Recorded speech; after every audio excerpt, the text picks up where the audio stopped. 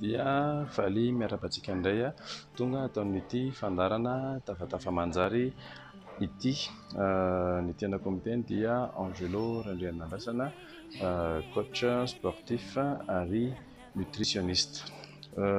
Androany dia hiresaka kely hanome moa zany exercice afaka ataontsika any trano na any ampiasana na amin'izay toerana mahalana tiantsika hanaovana izay exercice zay renforcement musculaire ny bas du corps izy ity. Arak'izay dia exercice anaky telo zany no atolotro anareo androany. Ny voalohany dia squat, ny faharoa dia fente ary ny fahatelo dia tankei kick na kick back izay mitravay ny fessier moa izy io. Ny fente dia ny fanaovana anazy dia manao flexion fotsiny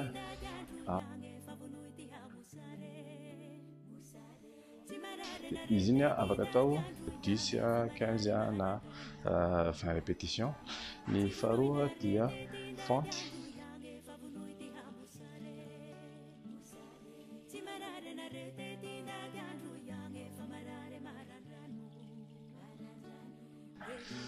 dia ny fahatelo farany dia manao patte ohatr'izao isika dia mandaka anireny.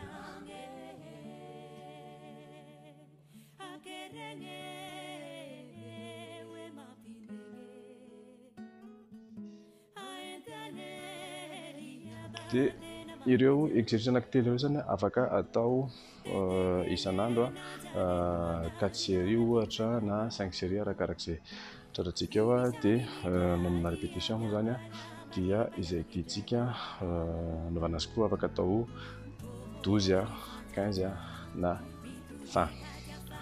Dia izay koa no mamarana ny tafatafa manjary androany dia marary tontolo andro mahafinaritra antsika mianakavy dia fakahitana antsika amin'ny asabotsy manaraka. Soatra tompoko.